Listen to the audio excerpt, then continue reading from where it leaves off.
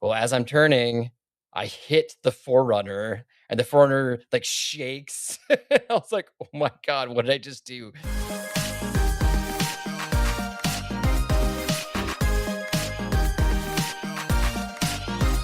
You have tuned in to Remote Trails Radio, where your hosts, Garrick and Melody, take you off the beaten path into the world of overlanding, life in the Pacific Northwest, and whatever the heck else we feel like chatting about. So grab a drink, settle in, and let's hit the trails together. Welcome, everyone, to another episode. I'm Melody. And I'm Garrick. And you're listening to Remote Trails Radio. Thanks for joining us, everyone. It is becoming the end of summer now. I know we've had a lot of episodes that have been very focused on some of the events and shows, which is awesome. We have a lot of random things also going on in the background, like, what did Garrick just buy? We all know he was going for a Ford Ranger. And then he just went and whimsically bought something else. And when we're talking about that, we're also talking about mods that I did in preparation for quite a lot of the events, including NWOR, and then going through NWOR, Northwest Overland Rally. What is it? How did I participate in it? What you can do there, some tips. And then what really rounds out the show nicely is that Garrick actually did a granular cost of his Utah trip to Campbell Reef that we just talked about in the previous episode.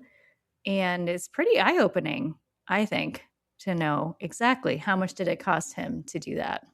And it might give you some ideas for what trip you're planning. Yeah. Sounds like a good time. Let's get into it. Okay. Hey, Garrick, how's it going? It is going great. I am clean right now, and that is a wonderful feeling to have. It's just so amazing what a shower can do. Yeah. Especially you hadn't had one for, gosh, well, so I came back from my Oregon PDR trip on Sunday, which was yesterday. I did get a shower midway on the trip, but I still had to get back into my stinky riding gear, right? So everything I had just smelled horribly. And at one point I was in a gas station in line to buy something, and the line was kind of near the door. And this girl came in and she's like, "Ooh, what's that smell?" And I was like, it's probably me. Wow, you got called out even. It was that bad. Yeah. So. Oh my God. How many days was that? Well, so we started riding on a Sunday. And since you had a shower. Yeah. So I'll still answer the question. So we started running on Sunday. We got a shower mid-trip on that Wednesday. Okay. And so there was from that Wednesday to a Sunday again. So wow. Man, with all that gear on during the summer and everything like that. Yeah. Wow. And you're moving around on the bike a lot and whatnot. So this is a motorcycle trip. So yeah. Oh boy. Well, Dimitri said you could go 7 days in your car without a shower, but on the bike, I feel like that's a long time. It's a long time. Yeah, for sure. Yeah. No lakes or anything? There were lakes, but I don't know. We had big days where we had to put in mileage. Some days were like, I think we did 160 miles one day. So there's just not a lot of time. Plus, it takes a while to take your gear on and off. So unless you're camped right next to a lake where you have the opportunity to just go jump in, it's not really something you can just like midday do, at least not with the aggressive timeline that we had. Okay. So there was one lake that we camped next to towards the end. It was Clear Lake. They have just a bunch of dispersed camping there, but the lake was like 7 feet lower than it should be. So if you tried to walk in there, it would just be all mud. Whoa. Yeah. Gross. So Zach even tried, and I looked at it and was like, nah, it's not happening. But Zach gave it a good old college try and gave up on it. Nice. Okay. So you went with Motorcycle Zach? Motorcycle Zach. Yeah. Which I guess that's Zach's name now. What's the other Zach? What's his term?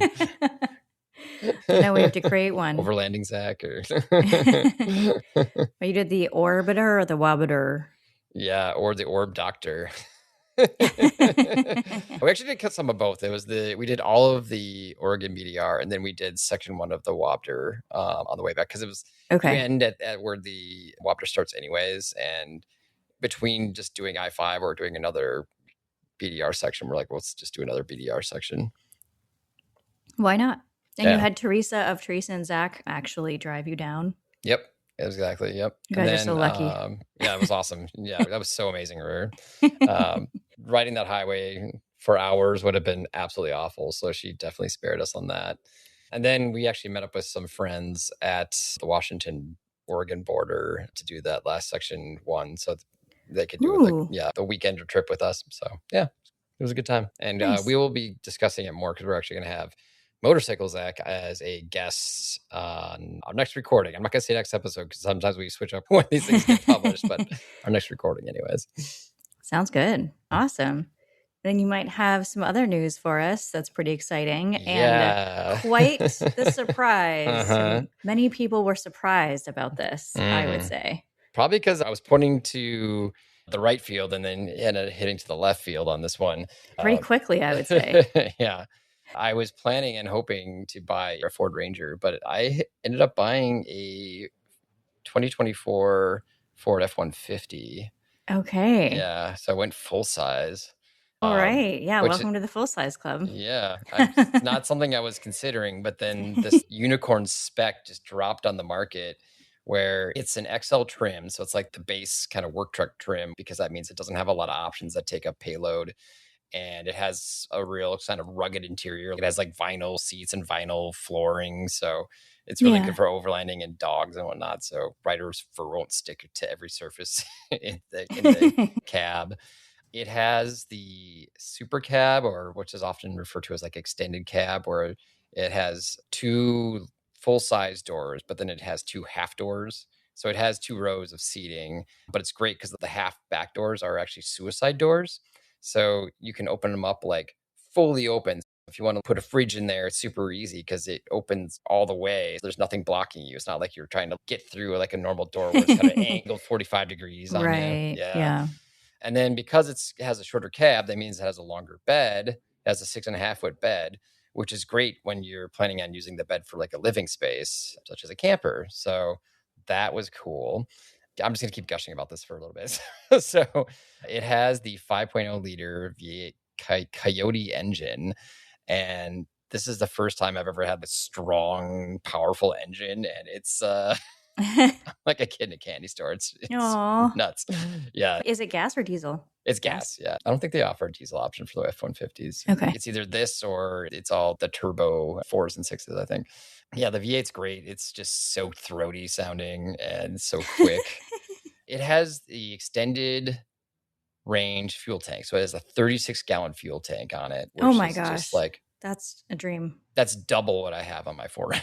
It's just, at least at the moment, it gets better gas mileage than my 4Runner. It's rated at 17 city, 24 highway. And so I've been seeing about 21 miles per gallon as the Wow. average. So that's pretty rad. Well, enjoy it now before you put all the mods on it. Yeah, exactly. Exactly. It's obviously 4x4, but also it was spec'd with electronic locking rear differential, Nice. which I've also never had. So that'll be amazing. And then the piece de resistance that really what got me onto buying this thing is that the payload is almost 2,100 pounds. So That's a that's lot. just massive. Yeah, it's really like 400 pounds better than even the best spec Ranger I had seen. Yeah, I'm doing the full size now. And then with that decision, do you think that you'll have more to choose when you're looking at campers and toppers? Oh, so much. Or Yeah. have you already got it kind of in mind what you're thinking of? No, because I just made a major purchase, I'm not going to buy anything immediately. My plan right now is I'm going to do some of the basic mods that you kind of need to do with a new rig anyways and kind of get that worked out first. And then once I've kind of have that in a place where I'm happy with it, then I can really start getting serious about putting a camper on it. With the camper, there's a couple of required mods you really should do anyways as well, such as E-rated tires and airbag bump stops. I figured, well, I bought this used. It was a 2024. The previous owner only had it for about 18 months and they only put 3,500 miles on it. So it's basically a new truck. The tires are just perfect. So I figured Wow. I'll just burn through the tires that are on it first before I do anything crazy. So it'll probably be about a season. I do have ideas of what I can do in the meantime, though. Our friend Doug has his old canopy, his little aluminum one that he used to have on his Sierra. So he was offering that to allow me to use that. So I could throw a canopy on there. And then because it's 6.5 feet, I could sleep just in the bed just like that, which would be pretty great. Yeah. in the meantime. Okay. Yeah. Wow, that's handy. Yeah, it's pretty fun. Hopefully, if I can get the plates before Friday, I am hoping to drive it up to Vernon, BC this weekend. And so that'll be my first real road trip with it. I was going to ask with an F-150, are there that many different versions? There are the configurator if you go online for the F-150 Mm-hmm. is kind of insane. Oh, okay. The Ford Ranger was not that crazy. You kind of make a few decisions and then you're done. But the Okay. F-150 has just because it's a work truck Work truck, that there's yeah. just so much stuff you can do. So Oh, yeah. wow. What I found though that really when you look at the used market, the trucks that people are buying that are not work trucks that are just kind of consumer trucks are mostly the Super Crew, which has the 4 full-size doors and a short bed, which is a 5.5-foot bed. That's by far the most popular configuration that's out there. Okay. And that's cool if you have a family because then you can have 4 to 5 good seats in there that are very roomy. And a lot of people don't really need a long bed anyways if they're not using it for real work stuff. They're just hitting Home Depot on the weekend. So that's why this particular arrangement was pretty rare to find. But That's even with awesome. it not being like the most popular of configurations, to answer your previous question, it does really open up my options for a lot more campers just because of the extra width I gain from the full size. And the campers that are out there, a lot of them, they're designed to fit that 5.5-foot bed with the tailgate down. But with me, with a longer bed, means I can actually put the tailgate up, which is kind of cool because then I still have my rear view camera and also you can lock the tailgate, right? So then that's just an extra level of security of people keeping, out of your camper. Nice. Yeah. Oh boy, what are you going to do with your Forerunner and all of its mods? Well, at the moment, I'm keeping it just because if, for example, there's potentially an event of going up to Gallagher this month, so I don't want to take my truck up to Gallagher, but I can take the Forerunner. So I'll keep it at the moment. I think what I might do though is eventually sell it because then I could use that money to buy said camper or at least some cool mods for the truck. I think I want to do a little bit of reconditioning. Like the rear bumper is kind of rusted out, so I think if I did a pick and pull and got a new rear bumper, that would help with the sales. And there's a couple of little quirks that I found tolerable, but I don't think they would be too bad of a fixes to do. So it would help with the resale. Okay. So you may be giving up Gallagher for the foreseeable future if you switch over and sell the Yes. Forerunner. Yep. And I think I'm okay with that. I think that's the decision I made where if I want to do kind of fun, exciting off-roading stuff that's challenging, I have the motorcycle for that. And if I want to do big tours and feeling like I can live out of the rig, that's what the truck's for. Okay. Did you feel any difference driving it home? How long it is? Not driving it. Driving it's a dream. It's parking it that's where you really feel the Oh. size.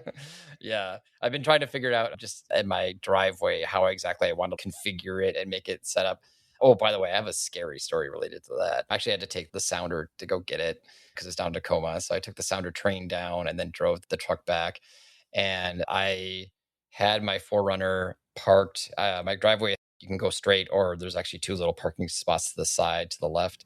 So Okay. my Forerunner was parked in like the far side spot, and I was going to park this truck next to it. Okay. And I was like, okay, this is going to be really tight. So I was like staying pretty close to the Forerunner because as you're doing your turns, the closer you are to the edge, that's the biggest sort of arc you can do. And so that's like less back and forth. So you don't have to do a 15-point turn that way. Well, as I'm turning, I hit the Forerunner and the Forerunner like shakes. I was like, oh my God, what did I just do? Did I just like break both of my vehicles? So, Oh my God. Wait, what happened? yeah, so I like freaked out, but I was like, okay, wait, I think I know what happened. I forgot about the kick out on my rock slider. So when I jumped out and looked at it, Forerunner, like you couldn't even tell anything happened. And then on the truck, the like very lower bottom bumper has a little scrape on it, and that was it. Oh my gosh, you already have many body damage. Yeah. So I was like, with that little lower bumper, though, I just don't even care because I'm going to replace that with an off road bumper anyways. So, and I was Wow, like, that's all it took. Just that little yeah, scratch. Oh, I need a new bumper. yeah. Well, it's going to get beat up while off roading anyways. So it's Yeah. like, whatever, that's fine. Yeah. That's absolutely just a casualty item. But I'm just glad I didn't crush the Forerunner because I was like, I do want to sell it. Jeez. But it's kind of conflicted about it because the Forerunner had that kick out. The Forerunner wasn't damaged, but also if the Forerunner didn't have the kick out, then I probably wouldn't have hit it at all. So it's kind of a Either way kind of thing. Yeah, exactly. So anyways, I'm having a lot of fun thinking of all the various things I want to do to the truck. And Nice. yeah, that fun build process is starting again. Nice. I do not envy you. I'm still building on my current Forerunner, and I would not want a second vehicle to do more of that. But I see what you mean. Yeah, I think because the eventual plan is to do the sliding camper, that takes a lot of the build stuff out of the way, like the systems and whatnot. That's all built into the camper, so that simplifies a lot of things. I'm thinking about simple things like getting the windows tinted and getting like mesh seat covers because the vinyl gets really hot in the sun, and getting sunshades, that sort of thing. Really basic new vehicle stuff. Okay. Yep, I remember that. That was a long list. It was a long list. Yeah. But once it's done, you're like, okay, good. Yeah. Well, I got to do a rear diff breather probably. I'll have to look at what their rear diffs are like on the Fords. Yeah, I wonder. That or not. Yeah. Oh boy. Yeah. Well, another item. All right. So that's what's new with me. We have been delaying talking about your sort of prep for the Northwest Overland Rally and then your actual experience there. Yeah. So how about we start with your prep for it? This was back in mid-June that you went to the NWR? Yeah, NWR was, June. It feels like a long time ago, but it wasn't that long ago. We're recording in late July right now. It just, a lot has happened since then, so I feel you on that. Yeah. We're talking about mods. Let's continue that. Sure. Because I was getting ready for the rally, and the rally was supposed to be extremely hot. So those two things were kind of the factor when I was doing some of these. Some of these were maintenance and some of them were in prep specifically for the trip. Sure. One of the ones that wasn't specifically for the trip was that my inside air started to have a whine. I don't know if you've ever had this, but you turn on the air and it's got this whoo kind of whirring noise that just driving me crazy because I've had the car since the beginning and it didn't have this before. So I guess what ends up happening is that there's these little tiny ball bearings in the blower motor, and then over time they wear out. And as they start to wear out, they start to make noise. So you can't effectively repair it. Of course, you can repair whatever you feel like you want to repair, but it wasn't meant for that. It was meant to be completely replaced. It's not super expensive. So I ended up just buying the part from Toyota. And then it is 3 screws. It's very easy. Okay. And you didn't have to take your dash apart or anything like that? You pull the panel that's just below the glove box. Okay. But honestly, you don't even need a tool. You just take your hand and you pull it out and it pops out. And then you can access it. And it is 3 screws. Very, very easy to do. So you just swap it out and you're good to go. It's probably a 15-minute fix. Nice. Including taking the panel out and putting it back in. So if you're getting one of those annoying whirs and you're like me where that bothers you every time you get in your car, then it's worth the replacement. Nice. The other one was that I did end up getting that drawer system from, what did we call it? Did we call it Killer Deals was the company that we had mentioned in a previous episode that this company was. I don't want to say who it is. The name is just so questionable. And Garrick was like, don't buy this. It's terrible. They have bad reviews. And I was like, oh, I'm going to do it anyway. They sounded very convincing over the phone. And then it was just a bad idea. What's funny is that after I bought this drawer system, another friend of ours went and bought her drawer system. After she heard about my nightmare, she bought it anyway. Wow. And then I also have another friend of ours looking to buy the exact same one that I have. So even though this is happening, just letting you know, some people don't care about that. Some people are still just going to buy it there's anyway. A demand for this style of drawer system. And so if a good company actually came up with their own version, then they could be making bank apparently. Right. And I feel like it's also reasonably priced. But it's also reasonably priced for a reason. I feel like for me, even though at full price, it's probably still underpriced for what it is. And it's essentially getting a kit that's like 85% there. But then you have to do the manual work, especially if you don't have a wood shop. You have to get it there to 100% in order to get it in your car. So I spent a lot of time with this thing spread out on my floor while I sanded it. Inside fixed it in various your ways. partner's sanding? Yeah. Oh my God. Yeah. There was a That is lot such of a work to be messy done. There were process. so many pieces that just didn't fit or weren't right or weren't cut correctly, and they didn't Mhm. fit together. It was back and forth with the company who, oh my gosh, I had them on speed dial, and I don't know what they were going to do. So I just fixed it myself and threw it in the car because I needed it for NWR. And I was like, I Sure. need this to be done. Mhm. And what they did was, I think, because the packages are still sitting in my foyer, but I think they just sent me a whole new drawer system. Hmm.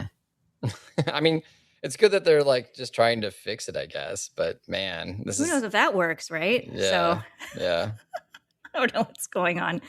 I don't need it anymore. So now I'm like, what do I do? Maybe Mm, keep it. mm, yeah. Anyway, I'm complaining a lot, but the drawer system is now in my car. It is about 5 inches tall maximum, maybe 4.5 inches tall drawer system. And it's a pull out. So the drawers pull out and the whole platform pulls out. It also creates a secret compartment in the middle, which is actually not very accessible when I'm overlanding, I found out. It's just covered in stuff. Sure. It's just covered in stuff, but it's Is it great for top emergencies. hatch accessible then? Is that how that why you You can't need get to it? to access it from the back seat or if you Uh, crawl through the cargo. I see. But essentially, you go through the back doors and you can flip it up that way. So, Hmm. what I've done is I got some emergency food from Michelle. So, I'm putting like emergency things in there. So, if I'm that desperate, I will move things to to open it up and get to it, essentially. That works. Sure. Yep. So I Cool. got that, which is really cool. I tried to get a new system for having water for hand washing and for a shower because I wasn't sure if any of these things we were going on were going to have showers. I think NWR traditionally has had showers. Is that correct? Exactly. So Yeah. Okay. because they skipped a year, I didn't want to Mm, assume that anything was going to be sure. working. And when it's that hot and dusty, I get kind of cranky. There's Um, obviously having a shower system is a good thing to have for overlanding, anyways. So it's not like even if they did have them, that just would be a bad purchase or setup. right. So I got the shower pump from Amazon and it's really inexpensive. I want to say $30. Hmm. And then I ended up buying one of those, what are they called? The army water cases? Oh, I know what you mean. Like those 5 gallon or Yes. yeah. Yeah, Okay. the Like water they're vessels. like jerry cans, but like for water, I guess. Yes, So whatever, exactly. whatever that is. They're meant to be like, I don't know, BPA free and oh, it's the Scepter. Okay, I got the Scepter 2.5 gallon Hmm, military BPA water jug.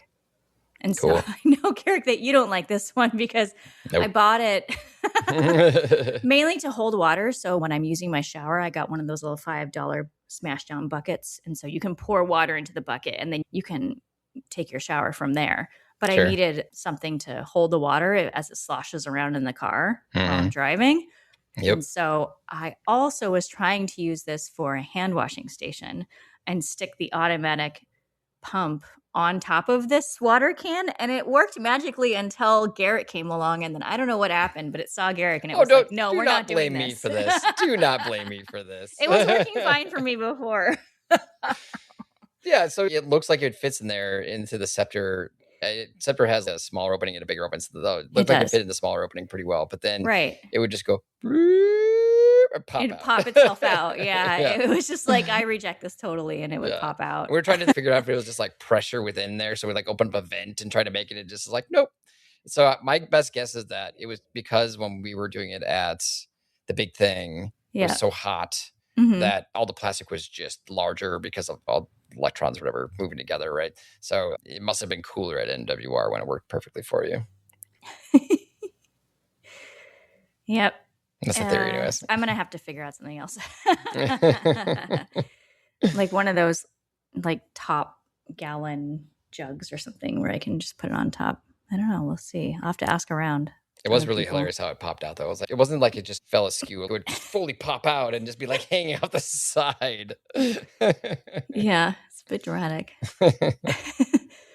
As for a shower mat, I tried a bunch of different things, and man, those tubs are pretty expensive. Hmm, I want to say they're like $50 to $60 for a shower tub, just for the tub. sure. And then it has a little hose on the side that kind of drains the water. It's probably worth it. I should probably just spend the money on it. But I was like, no, it's got to be something else. So I tried like a folding stone mat, and that thing cracked immediately. That was a bad idea. But I was trying to think of something to keep your feet off the dirt, because that's Right. So you just essentially have why muddy you take a feet. shower. Yeah. I saw somebody at the big thing who had what looked like a bamboo setup where it was like above the ground, and then it had like Mm-hmm. slats, like bamboo slats. I was like, Yes, that might actually be the smartest way to do it, really, because that's then a the great water way. can And I go actually through. use one of those like Hinoki ones in my bathroom, which is Hmm, great on a stable surface. sure. I just think that then you can't pack it down. You have to Yeah, have you it. also have to wash it too, right? So, Yeah. yeah. So I ended up getting a upcycled mat from Luno of all places. So I guess Luno now has an upcycling program where they are recycling their mattresses. They're just flattening them out, cutting the So top off. Luno is a mattress brand. I'm not familiar with Luno. Oh, Luno is like Deep Sleep, is like Hest, is like Oh, okay. those mattress companies that Hmm. make mats for your car. I think Luno is more geared toward like Subaru and other things like that. Okay. They're not custom. They're more That like explains why I'm Hest. not familiar then, yeah. Mm-hmm.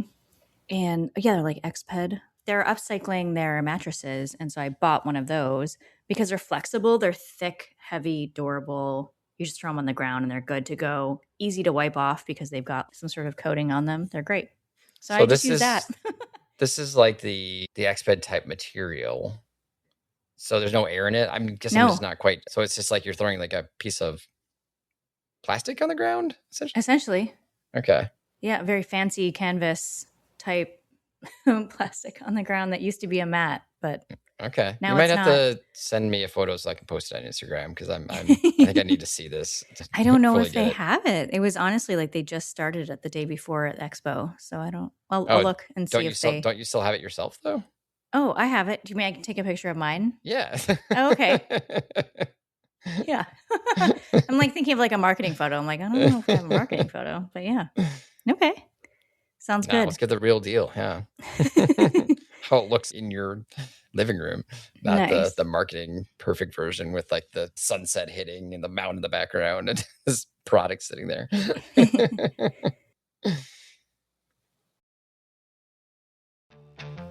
We're taking a break. It's Melody jumping in to say we're hanging out on Instagram if you want to keep up with the Overland nonsense. And if you're on Apple, Amazon Music, or Spotify, go ahead and download the episode so you don't lose us. All right, back to it. I had installed the alternator charger just in time. Thank you, Garrick. Now I realize I installed it right the first time, which is Hey, amazing. good for you because Yay. I did not. And then I realized what was happening because I've been testing my two batteries, the Amazon Dino one versus the Anchor Solix. Hmm, And it turns out that the specific function of charging up the Dino from the car is extremely fast. hmm. Don't know why, but it Interesting. is. So I've Huh. never had issues charging that battery in my car. There's all Okay. sorts of finicky things with this battery, but that is not one of them. And that's why I was like, why do I need a charger? And then Hmm. having the Anchor Solix and an EcoFlow and other batteries, you really need the alternator charger. Like, Yeah. it makes your life so much easier. And then I also reposition the breaker to be right next to my hand while I'm driving, so I can turn it on and off as I'm turning the car on and off, which is great. Nice. Yeah. I actually have an update on my charger one that was like a Oh, yeah. replacement for the one that you have. Okay. I was trying to figure out why it kept shutting off on me, like the breaker kept flipping on me. Mm-hmm. And it turns out that my super awesome installation location of underneath my seat wasn't quite so awesome because when I was off roading, the springs underneath my seat would like move, right? And so the connections to it, the actual charger one would get kind of loosened up. And so, Whoa. yeah, that was the issue. Whoa. So yeah, you Okay. definitely want to hard mount it somewhere, not something that's has a shape, a radial shape like a Oh my underneath the seat gosh. like that. Crazy. Yeah. Well, now you're going to So have to hook it up to your F-150. So there you go. yeah, probably. Yeah, that's probably will be the plan. I have to figure out what the port inside in through the firewall looks like and decide if I need to do a new one or if it's actually user friendly as far as sending stuff through there because the Toyota one was definitely not user friendly. That was always a horrible experience. Oh, wow. Yeah, but everything's bigger. Everything's bigger on the Ford, so it might actually be easier. The engine Okay. bay is just so massive. It's kind of shocking when you're looking in there. It's like everything just has so much room, and you're like, okay, well, this is interesting and different. Yeah, Yeah. and then you have another power upgrade that I Yeah. saw in at the big thing. Something you helped me with for sure. So the one thing that the Dino is terrible at, there's a couple things, but one of them is solar charging is horrendous on Mm, the Dino. But to be fair, I don't think that power stations were really at that time being optimized for solar charging anyway. I don't mm. know if that was like part of the deal that they advertised it for. However, solar for the Anchor Solix is great. It's fantastic. It's really easy to use and it's easy to track. It's got that Bluetooth app. I can see it. Really The nice. app is so good. Yeah. Yep. So I came with a 100-watt on our first trip, and then I saw yours, and yours was a 220, and it was way faster and better. And I was like, okay, well, I obviously need I need to That return was this and the get a expo 200. trip. Yeah. That was the expo trip, and then by the time that we were at the big thing, I was armed with my 200, and that worked so much better. Was that amazing? That was like the ultimate test because the big thing was so hot, but it was also Mm-hmm. very sunny. So we Mm-hmm. really got to test our solar capabilities. And the solar was beating the heat within the cabs of our vehicles. So we were able to keep our batteries topped up and our fridges cool.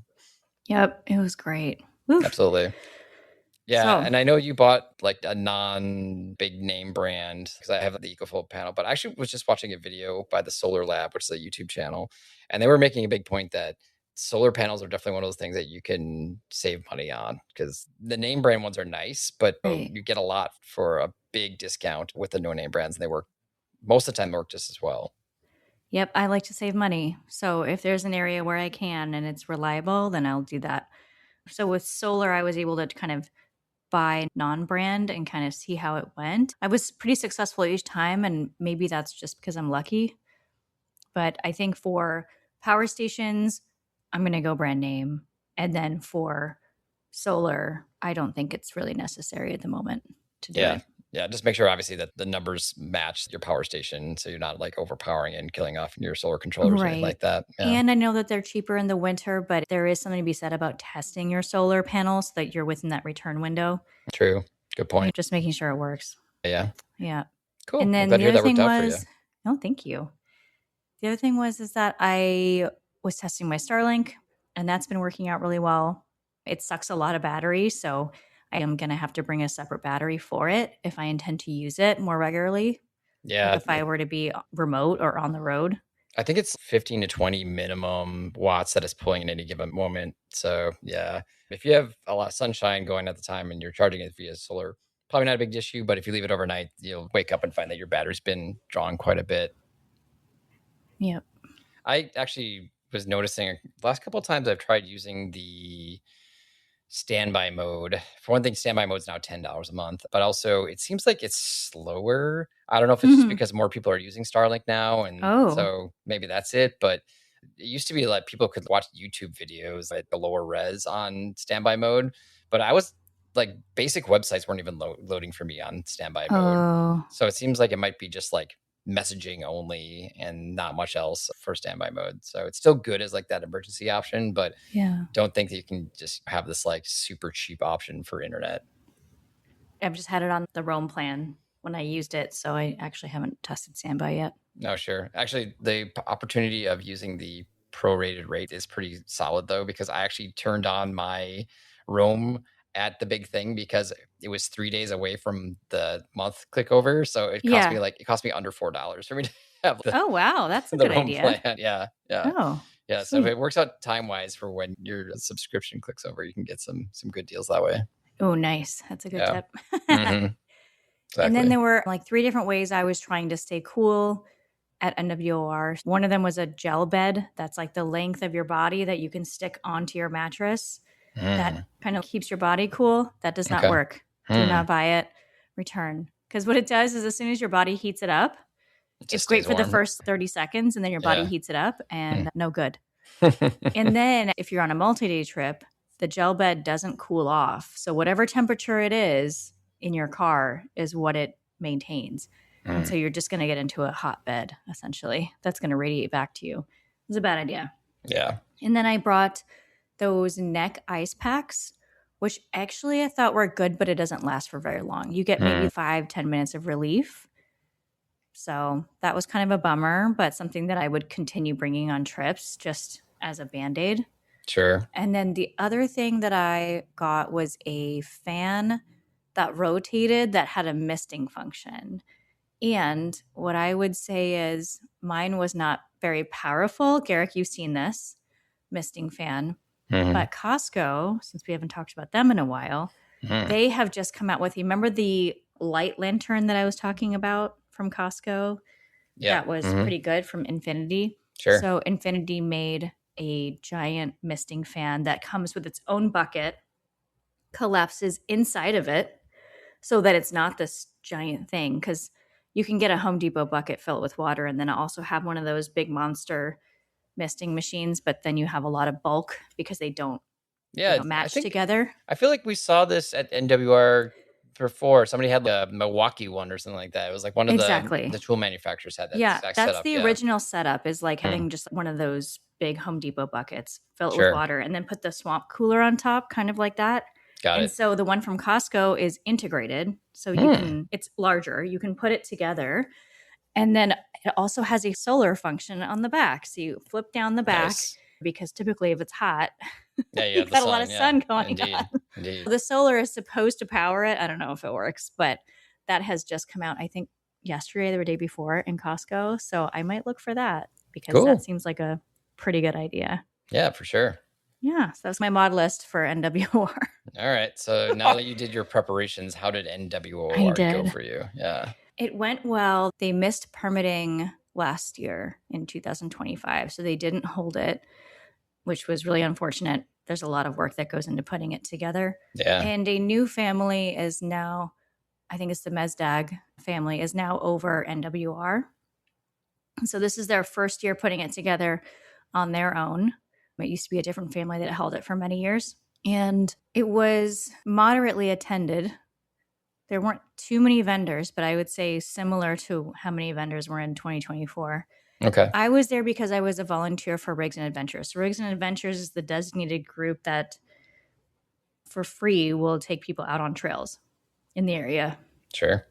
To kind of get you out and about. And so that's always a hard decision for the people attending the rally is, well, do you spend most of your day going on a trail or do you spend most of the day being at the event? There's definitely something to think about. But I guess what I would say for a tip, if they have Rigs and Adventures back next year, is when you're going to the show, go as early as you can to the booth for Rigs and Adventures to sign up because they do fill up pretty quickly. Do they post the routes beforehand so you know what you're signing up for? They do not. They essentially say it's 9 o'clock or 12 o'clock, and which one do you want to be on? The 9 o'clock goes until about 1:30 or 2, and the 12 o'clock goes until about 4. And it really depends on how fast or slow everyone goes on that trail. But what we did as Rigs and Adventures is the few weeks before we went for a weekend scouting, just making sure that those trails were what we thought they were. So that by the time that we take people out on trails for NWR, this is not the first time we've been on that trail in a while. Right. We know those trails are good to go. And we actually got lucky this year because there was a motorcycling event happening, like a very popular race happening. Oh, yeah. Dirty Face, I think it's called. Yeah. Right. Yeah. And they actually came through and graded some of the difficult sections. Wow. That we were worried about full sizes going through because we had, for mine specifically, we had 3 full sizes in a row. We were like, oh, I don't know about this one section. We went through and it was completely fine. Nice. There's nothing wrong with it. Cool. Yeah. It's amazing how much like a trail can change just like in a week's time. You just never know. Yep. Yeah, so cool. It's cool. The raffles are insane there. So, Garrick, you would not be disappointed. It was much like the year that we went in 2024, where like just really expensive prizes going every night. That's fun. And really good chance of winning. So, yeah. Cool. Yeah. Well, that sounds like a good time. Yep. And sounds like they're going to do it again next year? I hope so. Permits are in? I hope so. There hasn't really been any word on that yet, but we'll see. Okay, cool. Yeah. Well, what I wanted to know is the cost of your Utah trip. So thankfully, you have done the homework of Yeah. figuring out how much you spent. Well, I'm a nut about recording every expense I ever do my whole life. I have this spreadsheet software that I use, so every single thing it gets categorized. So it actually Yeah, wasn't too big of a lift, and it was our friend of the show Shannon suggested that we do a segment of the cost of overlanding. This is not going to be the fixed costs like buying your rig and all that stuff right, because right, that's all just stupidly expensive. So right. I'll tell you how much that costs. It just costs too much money. It's a lot. Yeah. But once you have all the stuff and you just go out there to do the thing, what's the variable costs that are involved, right? And I was wanting to know about it because selfishly, I chose to not go on this Utah trip because of cost. Oh, interesting. Because gas had gone up insane at this time. Gas, yeah, the timing for the trip and it's not like gas is cheap now, but gas No, I think it was even worse then. right. But And it I was just just like, there's skyrocketed. no way I'm going to Yeah, be able to get down there inexpensively just due to sure. gas Yeah, alone. So I was like, oh, that's not going to work for me. So I am curious to yeah. know what you guys did actually spend. Was that the right decision or not for me? Right. And so I don't think this phrase could ever be more appropriate, but your mileage may vary. So this is only to give you a ballpark of what a trip like this might cost. But obviously, my fuel mileage is going to be different from your fuel mileage. And even though we both have forerunners, right? Yeah. And But you're in a third gen Forerunner. You're yep. going from Seattle to Capitol Reef. So it's not exactly close. I wouldn't say it's terribly far away, but Right. it's like a 16-hour drive from Seattle. So it's not close either. And then the amount of money that you spend on groceries is going to be different too, because everybody has different grocery habits. If you're a vegan, you're probably Right. spending a lot less money than I'm spending on my food, for example. And then dining out, if you don't dine out at all, then you're going to save a lot of money too. So stuff like that. So, anyways, I will jump in. Do you think I should give the overall costs first and then just kind of dig in, or should we leave that for Ooh, the I'm going to end? wait for bated breath with the overall costs. Okay. All right. But you're going to Well, have some kind of summary, right? I do yeah, want to yeah. know Right. So granularly. let's do it this way. I'll start from the lowest cost and we can build up to the Okay. most expensive. Okay, great. So my cheapest category was liquor. I bought a bottle of whiskey. Okay.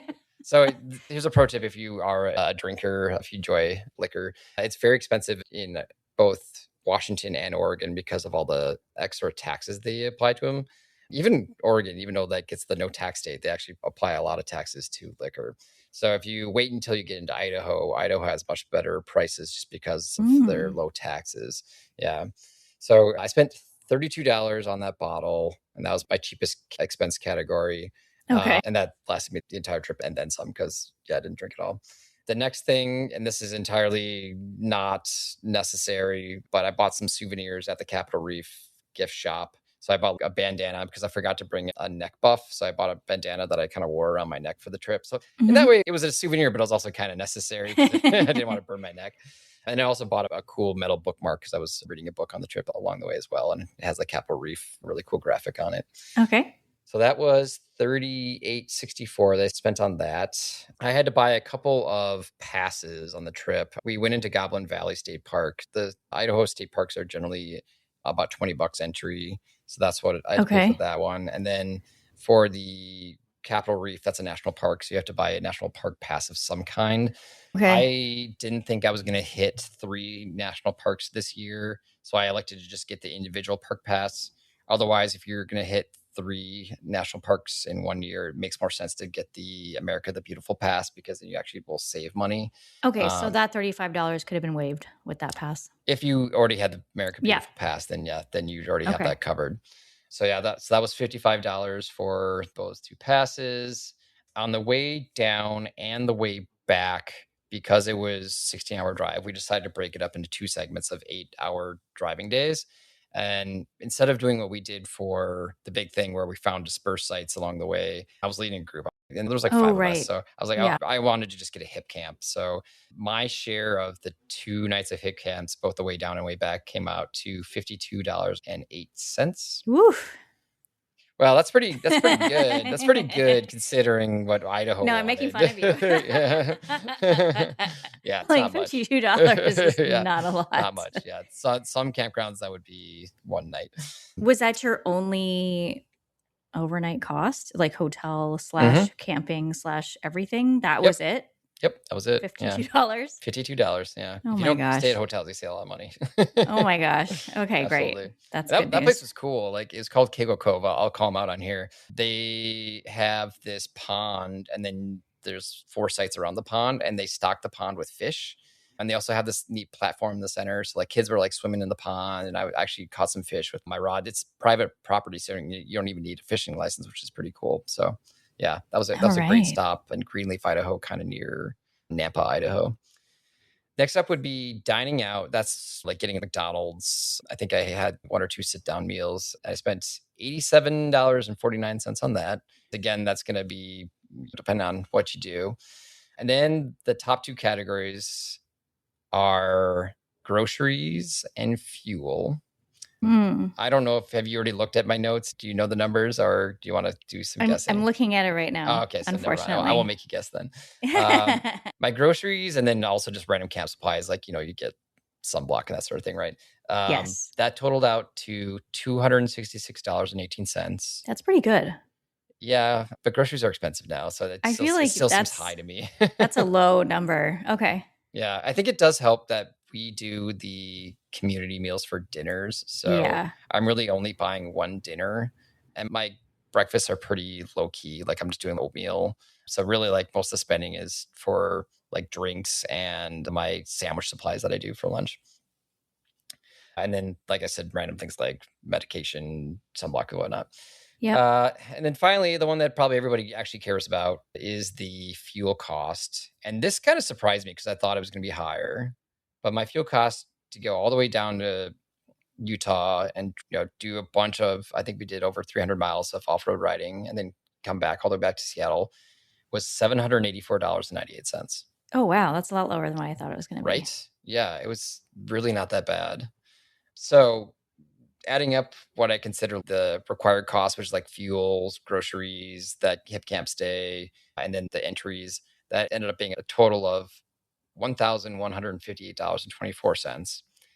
And then if you include my optional costs of the restaurants, the souvenirs, and their whiskey, that was $158.08 for a grand total of $1,316 and then 32 cents. So wow, $1,300 for weekend to weekend, full on deep overlanding, not seeing people for days sometimes trip. And that's with fuel being just awful.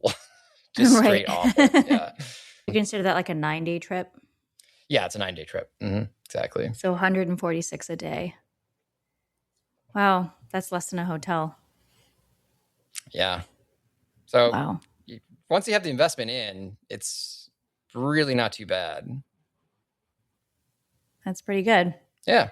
Well, it's nice to know. If you know it up front, then it's not so scary, right? Mm-hmm. You're like, okay, I can plan for that. Right. And I've had an idea that the fuel wouldn't be too bad because I've gone to South Dakota so many times, and that's always been like easily less than 1,000. So with this being way more fuel costs, but basically 2/3 of the distance, I had a feeling that it would be all right. So yeah, I think when I did trips to Europe and whatnot, they were always over $2,000. So in that way, it's kind of cheap if you don't include the fixed cost that we had to pay. Yeah, and this is really succinct. You're not spending money elsewhere either. Right. I don't see a Starbucks budget in here. Yeah, because it's not really Starbucks out there. Yeah, that would be the dining out if I was. But with that, there's not many opportunities to do so because you're just out in the boonies. So right.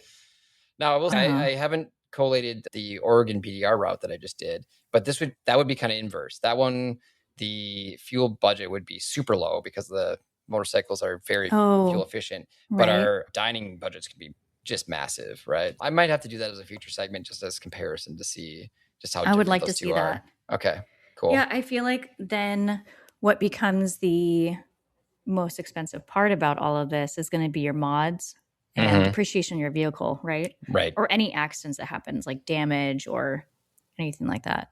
Absolutely. But then the running cost of going on a trip is actually really not that much. Yeah. But you make a good point. There's hidden costs that are not being calculated into that. Because I feel like the awning I just bought is as much as this trip. Yeah. It's like you can have this awesome cavalry trip or an awning, but then every future trip will be that much more awesome because you have really nice awning. Right. So. If I can go on any of them now that I've spent all that money. But yeah, that's interesting. Wow. No, thanks for mapping this out. This is really simple. Yeah, absolutely. Neat. So I think we're kind of rounding out the episode here. Melody, do you have any closing thoughts for our audience? I have a random tip if you want me to close it out. Of course you do. Okay. Yes, do that, please. So I was listening to Adventure Rider Radio, which is a podcast that's focused on adventure motorcycling. And they were talking to this couple that two up on a motorcycle, and they were talking about various tips that they use. And one of the tips they had, which I thought was actually kind of handy even for overlanders, not to say that motorcycles aren't overlanders, but like 4x4 overlanders, instead of requiring a freezer for ice, if you have access to ice and you need to use it within a day or two, you can get a really nice thermos and to just fill that with ice. And then when you're at camp, you can just get some of the ice out and make cocktails or something like that. So it's a cheap way to have ice available without going the full fridge furnace route. That's definitely great. Better than an igloo cooler. Yeah. Yeah. It's probably not good for ice cream treats and whatnot, which is what you would attempt with your cooler. But for cocktails or just a cold drink, not a bad solution. Super great. It's really nice on a hot day to start out with iced tea with actual ice in it. That was my big saving grace for some of these trips. Nice. Yeah. Well, thanks for that tip. Yep. All right. Well, with that, let's call it a wrap. If you want to get in touch with us by email, let us know what you think. remotetrailsradio@gmail.com. RTR, over and out.